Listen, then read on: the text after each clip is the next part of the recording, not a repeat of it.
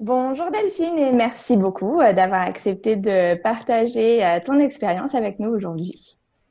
Bonjour, merci. Alors, ce que je te propose, avant que je te pose de plus amples questions sur ton parcours entrepreneurial, est-ce que tu peux simplement d'abord te présenter, nous dire qui tu es, où tu habites et puis aussi qu'est-ce que tu fais? Alors moi, je m'appelle Delphine, pardon. J'ai 39 ans et en fait, j'habite en Nouvelle-Calédonie. Donc, c'est une petite île, pour ceux qui savent pas, entre la Nouvelle-Zélande et l'Australie. En effet, j'ai décidé il y a 5 ans briller, voilà, au bout du monde, pour vivre une aventure pleine de sens, avoir de nouvelles expériences. Et puis voilà, par rapport au projet, donc on a initié ensemble, je suis en fait la directrice d'une association qui s'appelle Les Cocos, donc qui est une association d'activités extrascolaires pour les enfants entre 3 et 12 ans pour le moment, mais ça, on accueillera aussi des enfants plus grands par la suite.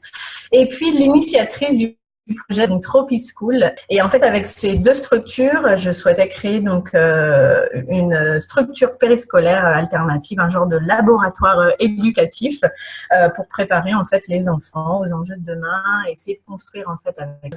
Génial. Et du coup, pourquoi est-ce que tu as choisi cette cause de l'éducation alternative ou même du périscolaire alternatif et de préparer les enfants pour le monde de demain? En quoi est-ce que c'est important à tes yeux?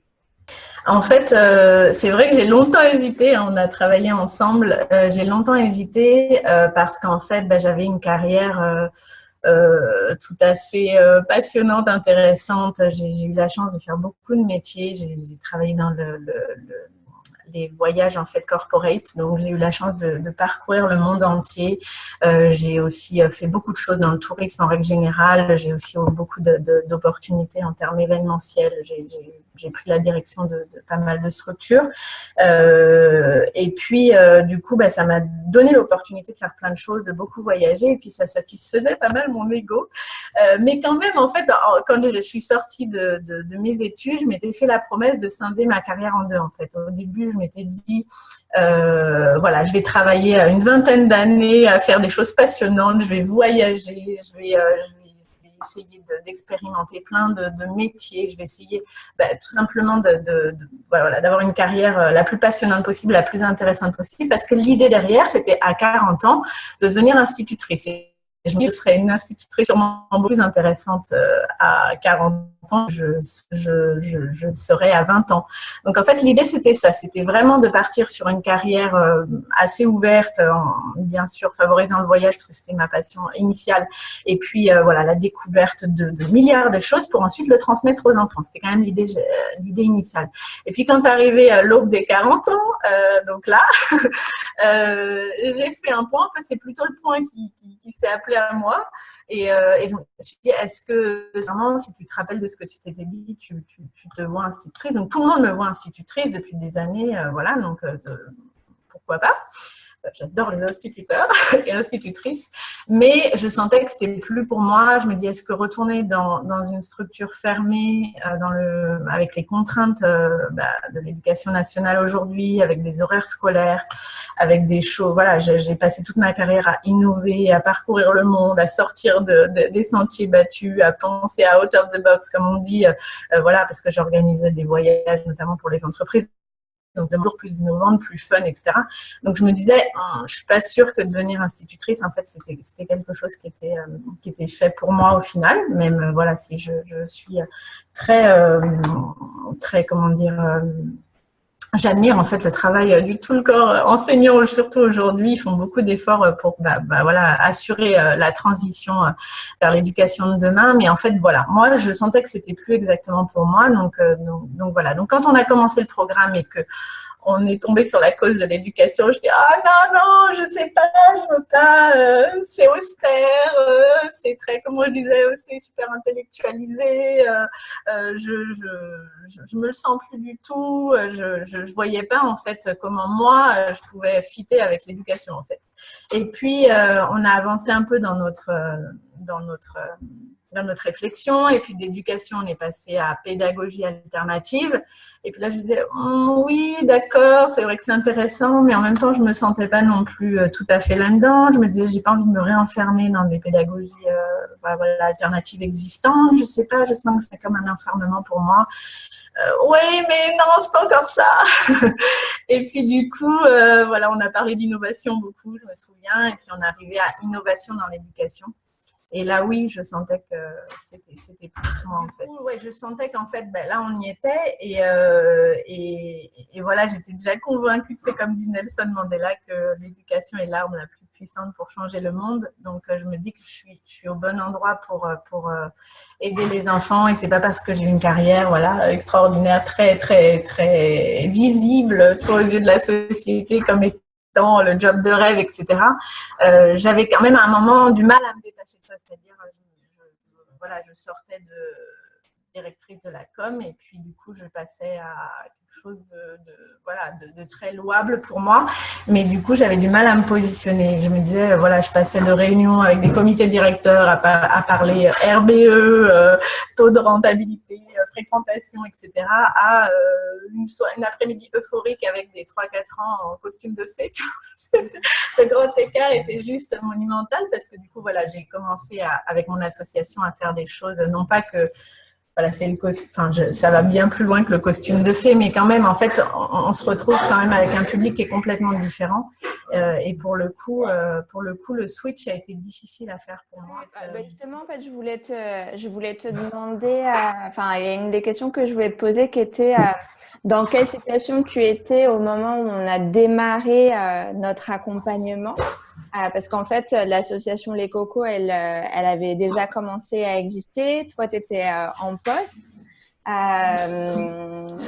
Du coup, est-ce que tu pourrais nous résumer où est-ce que tu étais en fait avant qu'on démarre et quelles étaient aussi peut-être voilà, tes attentes à l'époque? Qu'est-ce qui a fait que tu as décidé de démarrer un accompagnement en fait dans la vie où tu étais à l'époque?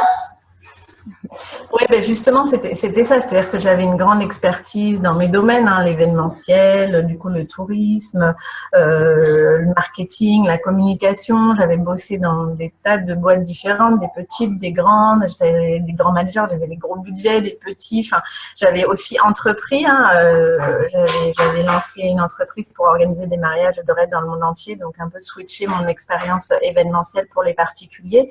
Et puis j'ai monté cette association, donc du coup ça faisait beaucoup de choses, mais en fait dans cette euphorie professionnelle qui était assez confortable en fait, hein, j'avais vraiment besoin de mettre du sens.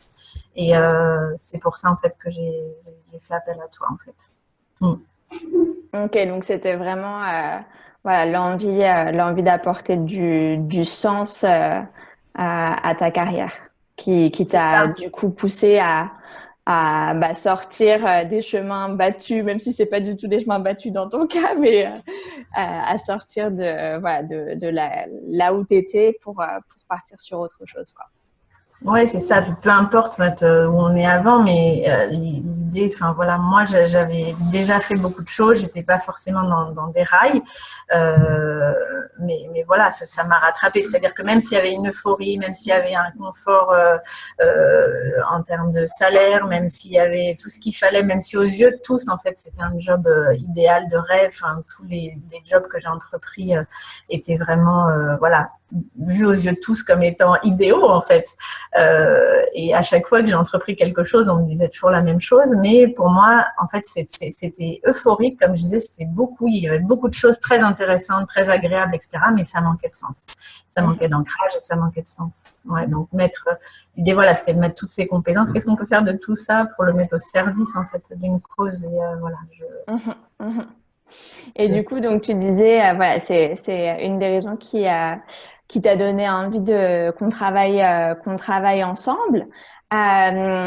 Du coup, est-ce que tu peux aussi nous expliquer pourquoi est-ce que tu as choisi de te faire accompagner, sachant que bah, tu avais déjà lancé une entreprise, voire plusieurs par le passé, tu avais enfin cette flexibilité dans ta carrière et l'habitude en fait de pas être enfin d'être libre et de voilà, et c'est pas comme si tu sortais justement de 20 ans dans l'éducation nationale, quoi. Donc, c'était pas si nouveau que ça pour toi d'entreprendre. Donc, qu'est-ce qui t'a poussé, en fait, à te faire accompagner?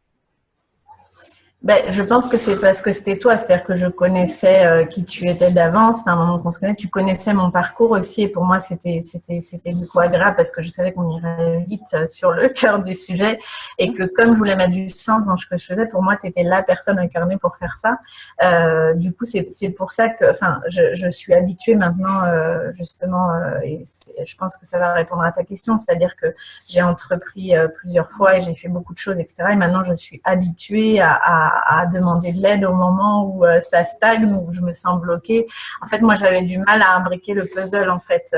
Et comme j'avais des croyances limitantes par rapport à l'éducation, notamment, et que c'était la mission, et que c'était ma mission, du coup, ça venait sans... Et une autre question que je voulais te poser par rapport à cette décision de te faire accompagner, et avant qu'on parle du coup plus en détail des résultats que tu as obtenus, puis là où tu en es aujourd'hui, je voulais simplement te demander comment est-ce que tu as pris cette décision, non seulement de te faire accompagner, mais aussi d'investir de l'argent dans ce projet et dans cette nouvelle transition vers autre chose, alors même que tu le disais, voilà, tu étais un peu bloqué, tu voyais pas clair, tu savais pas où ça allait mener.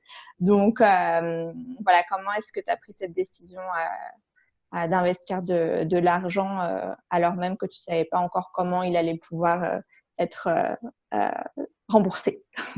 C'est ça.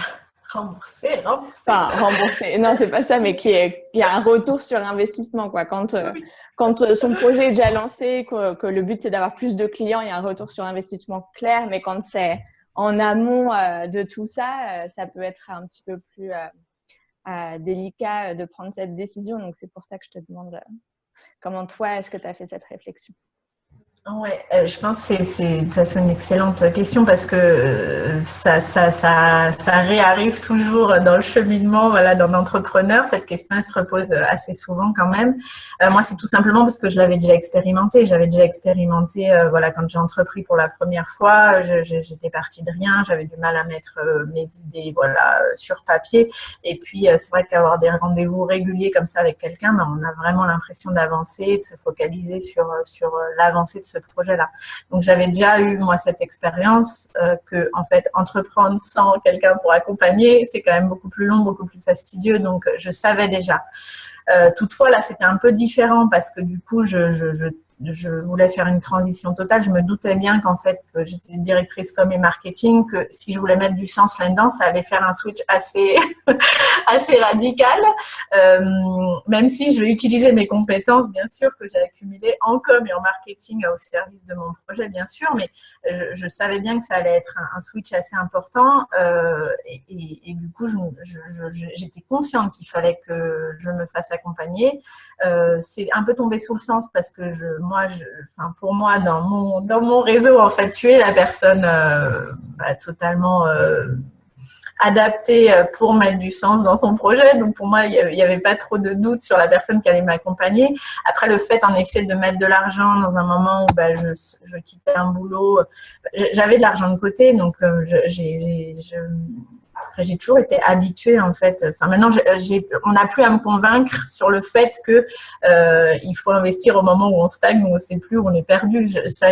Enfin pour moi, j'en suis totalement convaincue et voilà. Et les personnes qui sont pas convaincues, ils le seront forcément puisque on voit la différence dans des moments. Même les personnes qui ont beaucoup d'expérience en fait que à la limite comme moi, parce que j'ai déjà un parcours, voilà, je suis pas toute nouvelle dans le monde de l'entrepreneuriat, mais même moi, j'avais besoin d'une personne extérieure qui vienne un peu, voilà, imbriquer, comme on disait, le puzzle, parce qu'on a tous les éléments, mais dans des moments où on est un peu dans le doute, puis là, je sortais d'un boulot, j'allais vers quelque chose qui me semblait vraiment encore un peu loin, puis je savais que ça venait de loin, et puis qu'il fallait faire remonter les choses, etc.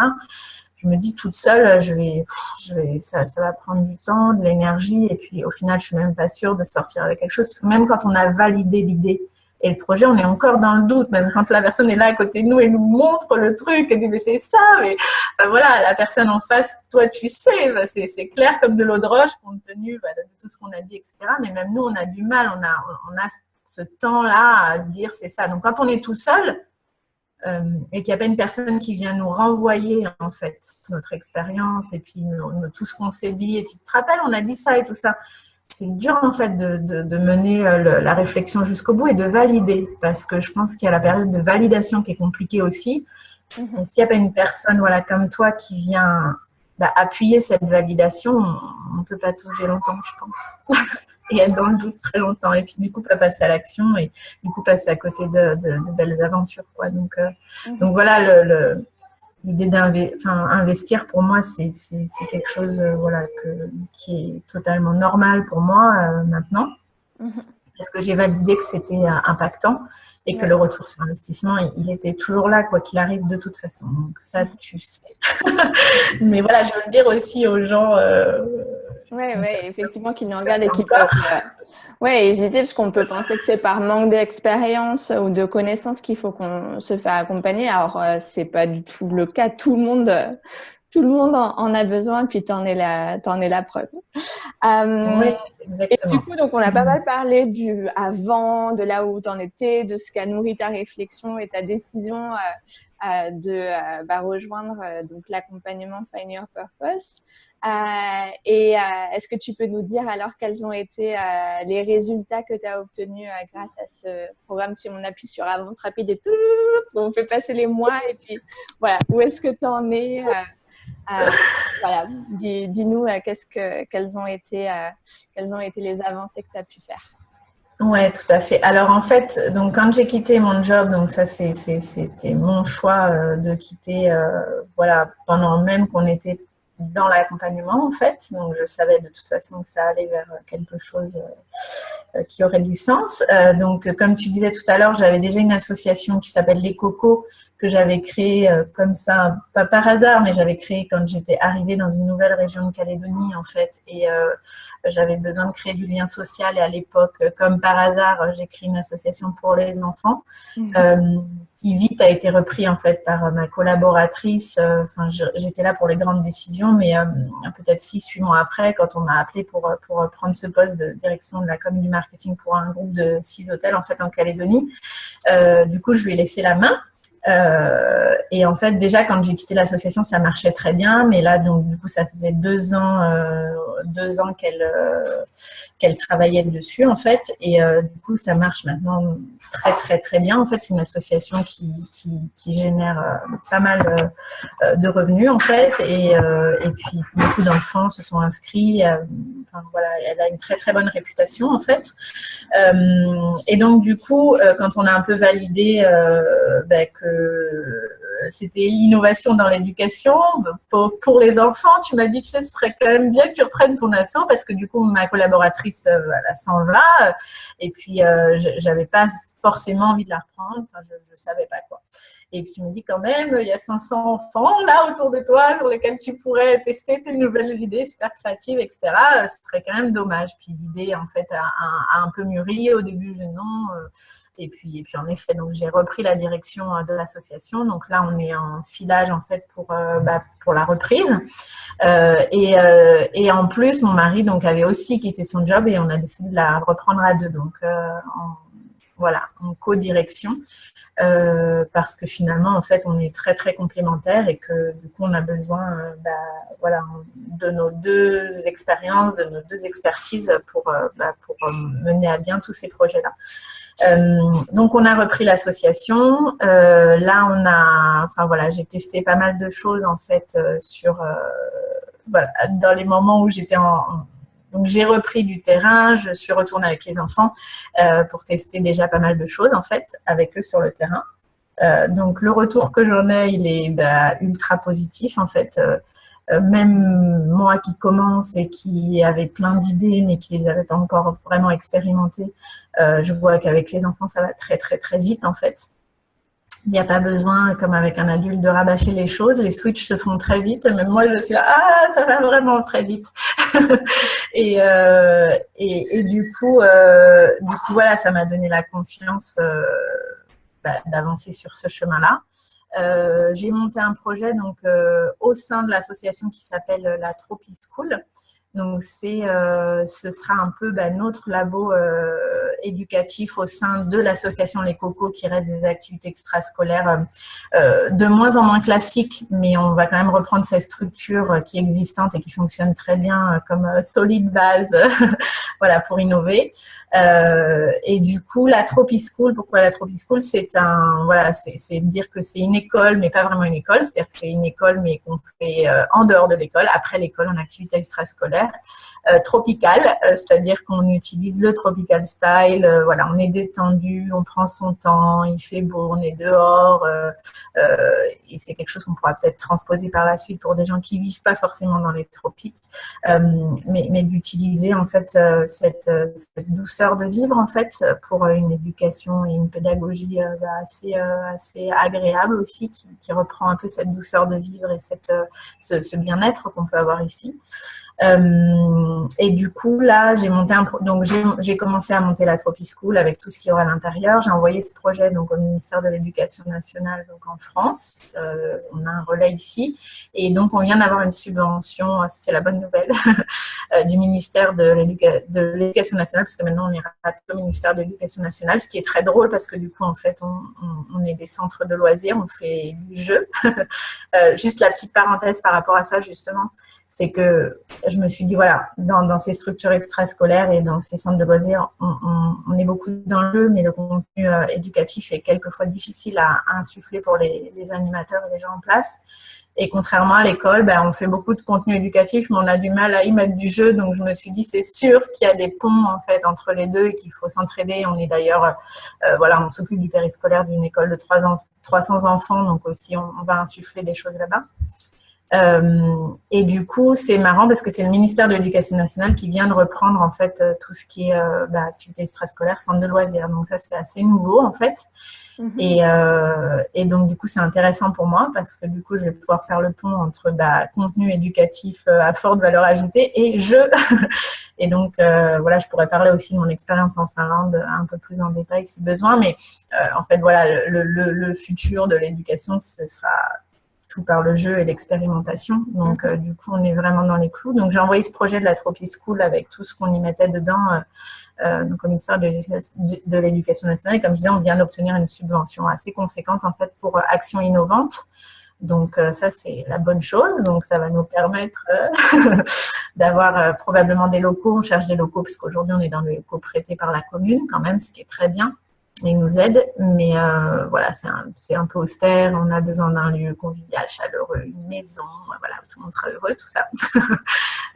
On pourra accueillir et les enfants et aussi les parents pour aussi les accompagner dans ce projet-là, leur expliquer ce qu'on fait avec les enfants et puis qu'il n'y ait pas de séparation entre ce qu'on fait nous avec les enfants et ce qu'ils vont faire à la maison, c'est-à-dire qu'ils comprennent aussi la démarche pour que ce soit fluide et que les enfants puissent bénéficier de ça, qu'ils n'aient pas des discours complètement dissonants d'une structure à une autre, enfin d'un environnement à un autre. Donc voilà. Aussi pour la communauté de chaque enfant. C'est ça. Et du coup, ça veut dire, si la Finlande a validé, si le ministère de l'Éducation valide, c'est quand même bon signe. Et puis, voilà. Oui, tu veux faire une petite parenthèse. Donc là, tu évoques la Finlande. Il y a aussi eu l'Australie où tu t'es formée. Est-ce que tu peux nous raconter un peu, justement, donc nous, le but de notre accompagnement, c'était de t'aider à pouvoir identifier un projet concret qui ait du sens et puis qui te permette d'exploiter tous tes talents professionnels. Et en même temps, voilà, toi, tu as eu ce besoin aussi de te former sur différentes thématiques propres à l'éducation. Est-ce que tu peux nous en toucher deux mots sans forcément rentrer dans des détails trop conséquents, mais voilà, pour qu'on situe aussi. Bien sûr, oui. Est-ce que tu as pu concrétiser ce projet? tout à fait. En fait, c'est l'accompagnement qu'on a fait qui m'a assez vite poussée à faire plein de choses, parce que du coup, j'avais envie, moi, j'avais pas du tout fait en effet d'études dans le domaine de l'éducation, de la pédagogie, donc j'avais besoin d'asseoir ma légitimité aussi à un moment, même si j'avais pas vraiment cette problématique-là, parce que j'ai déjà entrepris, etc. Je connais tout ce mécanisme de légitimité, je savais très bien que tout allait bien aller. Mais quand même, enfin voilà, c'était quand même une grosse. C'était même pas, c'était asseoir ma légitimité, mais aussi me nourrir de choses, aller voir des gens qui m'inspirent pour nourrir mon Par projet. éthique aussi personnelle, parce que c'est des grands enjeux, l'éducation, et puis du coup, enfin, voilà, faut pas improviser non plus, quoi. Donc, C'est ça, ouais, complètement. Complètement pas improvisé. Et après, du coup, je me rends compte, comme je suis dans l'innovation de l'éducation, je veux aussi pas trop aller voir trop de choses qui sont déjà faites pour pouvoir continuer d'innover. Ça, c'est important pour moi. Parce qu'au début, je me disais, mais pourquoi je me forme pas dans tout ce qui se passe, enfin, tout ce qui est déjà en place, c'est-à-dire faire de Montessori, et puis après, aller faire tous les conférences en communication bienveillante et tout ça. Bien sûr que j'y vais petit à petit et que je m'intéresse, etc. Mais je veux pas non plus trop me rentrer en fait dans quelque chose qui est déjà existant. J'ai vraiment envie d'apporter de l'inspiration d'autres industries en fait que celle de l'éducation et de la communication, enfin, de l'éducation en général en fait. Et c'est ça, je pense, ma pierre à l'édifice, c'est-à-dire que je vais aller apporter d'autres choses. Donc c'est pour ça que ça me sérénise beaucoup en me disant que voilà, je sais où je vais, je suis assez confiante sur le fait qu'il faut vraiment que j'innove et c'est ça, et on a compris que c'était ma mission et que c'était pas non plus d'aller forcément refaire ce qui est déjà existant parce que c'était pas ça qui nourrirait totalement mon âme, je veux dire. Mais voilà, parenthèse fermée, en fait, j'ai eu besoin quand même de me rapprocher de gens inspirants qui étaient aussi dans le même état d'esprit que moi. Donc, j'ai commencé par aller en Australie, en fait, pour aller faire une formation en design thinking, justement pour aller, c'est une sorte de process, en fait, pour innover. Donc, j'ai été une semaine en Australie pour ça. Et puis, il y avait un module aussi qui s'appelait Construire les futurs désirables par le design thinking. Donc, moi, ça me parlait forcément beaucoup. Et ça aussi, c'est aussi valider, en fait, quels étaient les process dans l'innovation et que j'étais vraiment à ma place dans l'innovation, en fait. Donc, ça, c'était une première étape pour moi. Et j'ai adoré, j'ai adoré le design thinking. Et d'ailleurs, dans l'éducation, il y a une indienne qui a mis une plateforme en fait internationale en place qui s'appelle Design for Change. Ceux qui s'intéressent peuvent aller voir, c'est vraiment intéressant. Quelque chose que je vais mettre en place aussi cette année avec les enfants, en fait, c'est juste prendre un groupe d'enfants et puis leur demander quelle est la problématique à leurs yeux à différents niveaux, au niveau de leur famille, la problématique ou qu'est-ce qui leur pose problème, qu'est-ce qu'ils trouvent injuste, qu'est-ce qui va pas en fait dans leur sphère familiale, dans la sphère de l'école, du village, du pays, de la planète en fait. C'est eux qui partent en fait des problématiques qui eux leur semblent pertinentes. Donc on ne doit pas guider. Ensuite, l'idée, c'est d'aller trouver des solutions ensemble. Donc, pareil, on ne guide pas, c'est eux qui viennent amener les solutions. Et puis, ensuite, on les filme, en fait, sur la solution qu'ils ont trouvée à cette problématique-là. Et on les filme en train de résoudre, en fait, leur problème. Donc, c'est assez puissant, c'est assez long aussi comme... ça peut être très court et ça peut être aussi très long. Et on se retrouve donc sur Design for Change, une plateforme internationale de projets qui partent dans tous les sens, en fait, dans le monde entier, c'est vraiment passionnant. Et donc ça, c'est grâce au design thinking, en fait, que j'ai trouvé cette plateforme, que je me suis connectée avec ça.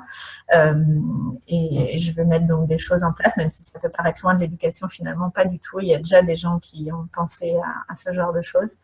La deuxième formation en fait que j'ai fait, donc c'est juste après qu'on ait fini, je crois le programme, c'était en Finlande. Euh, donc là, en fait, je me suis dit, voilà, je pars de zéro, enfin plus ou moins, j'avais quand même une super belle association, j'avais déjà un programme super, on avait tout validé, etc. Donc je partais pas vraiment de zéro, mais je veux dire, je partais de zéro dans le contenu de ce que je voulais mettre dans ce programme-là. J'ai dit qui en pédagogie voilà, m'inspire. J'ai dit, bon, bah, forcément, on entend beaucoup que l'Europe du Nord est très en avance sur leur pédagogie. Et en fait, j'ai cherché et j'ai trouvé donc un organisme qui s'appelle Fun Learning, donc à Helsinki, et qui eux aussi travaillent beaucoup en multi-expertise. Donc, ils vont chercher des gens d'autres industries pour innover dans l'éducation. Je dis, ah, mais ça, c'est pour moi.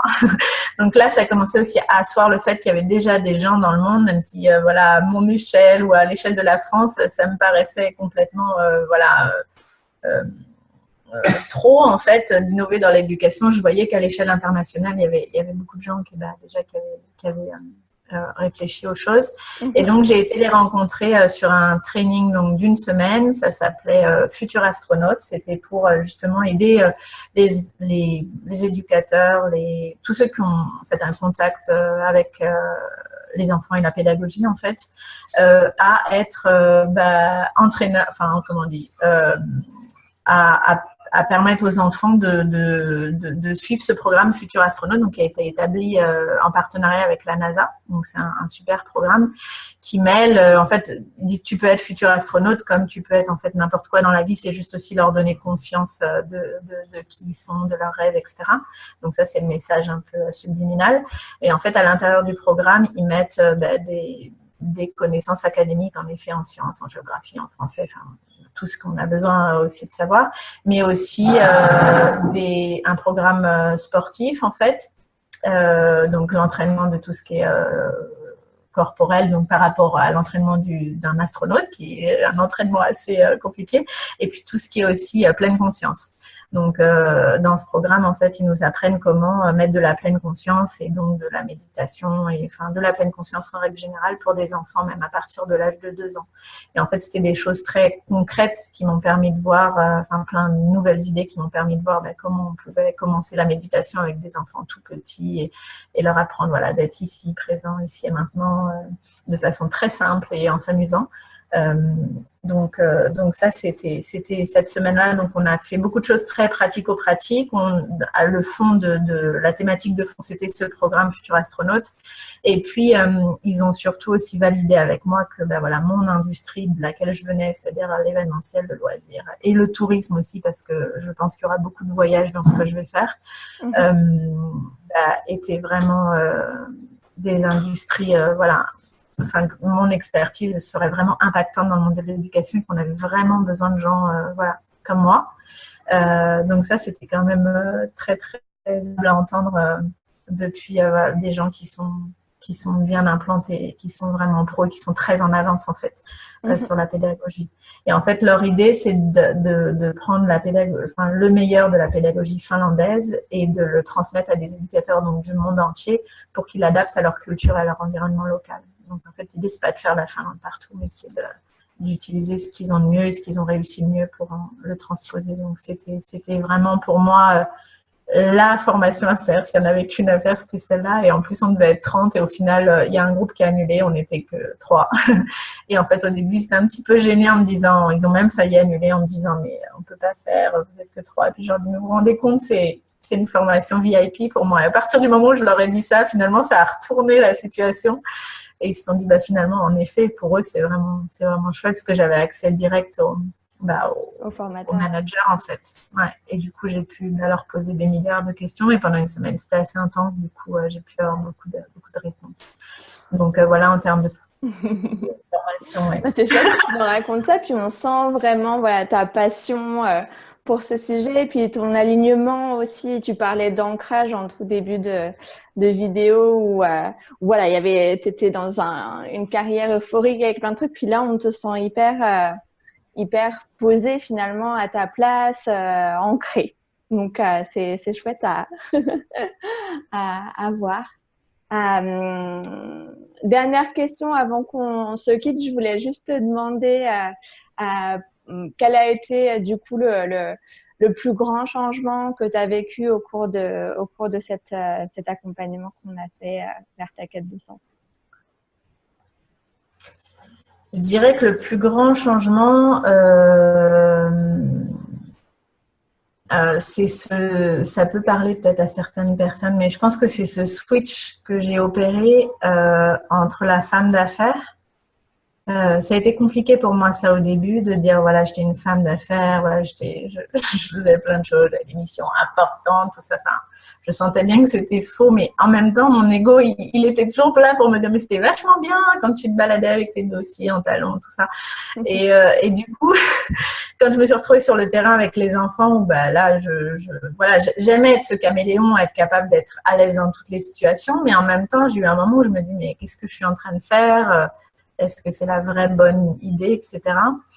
Et en fait, je pense que c'est ce switch-là que j'ai opéré, c'est-à-dire que donc au début, tu sais, quand on était dans l'accompagnement, je t'en avais parlé plusieurs fois, et du coup, j'étais pas à l'aise avec ça, puis on me dit mais en fait, c'est pas parce qu'on est avec les enfants dans l'éducation, etc., qu'on est obligé d'abandonner, enfin, toute son expertise et tout ce qu'on avait fait. Enfin, on peut toujours voilà, utiliser ses meilleures techniques de communication pour propager son message à l'international et puis peut-être aussi faire du marketing, mais voilà, authentique comme on sait le faire aussi. Enfin, il y a plein de choses transposables et c'est pas parce que voilà, on se retrouve avec les enfants que voilà, ça perd de quoi que ce soit en fait. Et on peut être la femme d'affaires au service d'une cause et en fait, mais qui est plus à la recherche d'un bénéfice, voilà. Qui n'a pas de sens en fait. Le fait de créer de la richesse est bien plus intense que celle qu'on peut faire à longue campagne marketing ou je ne sais quoi. La richesse, elle est bien plus riche. Elle est bien plus grande en fait parce qu'elle est et à la fois humaine et à la fois bah, voilà, elle nourrit qui on est profondément à l'intérieur. C'est sûr que quand on est aligné, quand on est bien positionné, quand on fait quelque chose qui nous plaît, bah, l'argent va arriver aussi parce que voilà, c'est comme ça que ça marche. Et du coup, c'est plus une fin en soi. En fait, l'argent, c'est juste quelque chose qui va venir alimenter voilà, une cause. Et du coup, ouais, je crois que c'est le plus grand switch en fait que j'ai vécu, c'est passer de la femme d'affaires à cette femme qui est là au service d'une cause, à genoux devant les enfants. Et d'ailleurs, je m'étais noté une phrase que j'aimais bien, que je peux vous citer, je sais pas où je l'avais mis, mais je crois que c'était voilà Pythagore qui disait ça. Un homme aussi grand que lorsqu'il est à genoux pour aider un enfant. Et je trouvais ça très très joli. Et du coup, voilà, je me disais, moi, je suis positionnée. Toujours, je me suis dit, mais en fait, aussi à un moment, je me suis dit, moi aussi, je veux aider les adultes et pourquoi les enfants? En fait, c'est compliqué, en fait, de changer totalement de quotidien, en fait, et de vie. Avec la profonde conviction en fait que bah, les enfants c'était très jeune qu'il fallait insuffler les graines pour que bah, ils puissent être des adultes voilà qui soient moins défaillants je dirais que ça aille plus vite pour eux et que du coup c'est vrai que je me disais mon Dieu à 15 ans ben, je sais pas quoi faire de ma carrière, à 30 ans on se pose des questions puis à 40 ans finir par dire bah, qui suis-je, je sais pas, je sais plus voilà, puis il y a déjà 40 ans qui sont passés et si peut-être on arrive à insuffler ces graines beaucoup plus tôt chez l'enfant, ils gagneront du temps aussi pour impacter le monde bah, dès le début en fait. Ils n'auront pas toutes ces difficultés qu'on a pu avoir dans nos générations de transition, je dirais. L'idée n'est pas d'accélérer les choses pour eux, mais de le faire, voilà, de ne pas avoir à déconstruire les choses à l'école pour après reconstruire par la suite pour qu'ils trouvent leur place en fait. Donc voilà, moi, ma mission, c'est qu'ils gardent la petite étincelle, qu'ils ne la perdent jamais dès le début et puis qu'ils soient alignés dès le début. Et puis voilà, s'ils doivent commencer une carrière, qu'ils sachent vers où aller et qu'ils puissent impacter le monde et puis apporter le meilleur d'eux-mêmes très rapidement sans attendre 40 ans. Génial, waouh. Bah, écoute, je trouve que ça fait un très beau mot de la fin. Est-ce que tu as une dernière chose à rajouter avant qu'on finisse? Alors, j'avais une autre citation que je m'étais notée aussi, ça c'est pour tous ceux qui nous regardent. C'est une citation de Mark Twain en fait, qui dit « Dans 20 ans, vous serez plus déçus par les choses que vous n'avez pas faites que par celles que vous avez faites. Alors sortez des sentiers battus, mettez les voiles, explorez, rêvez et découvrez. » Et voilà, donc du coup, je vous souhaite tous un joli voyage. Et merci Solène d'avoir mis du vent dans mes voiles à moi. Oh, super. Merci beaucoup à toi pour ton partage et puis voilà, ton enthousiasme communicatif. Je suis vraiment ravie d'avoir pu t'accompagner à faire ce switch et à assumer ton envie d'impacter l'éducation et à trouver ta place dans voilà cette industrie, enfin, ou ce monde qui est très vaste en fait et où il y a plein de choses à faire. Et on sent voilà aujourd'hui que tu as trouvé toi la pierre que tu vas pouvoir apporter à cet édifice et voilà, je suis vraiment super ravie pour toi, pour tous les enfants que tu vas pouvoir impacter à travers à la fois ton association et puis la Tropi School.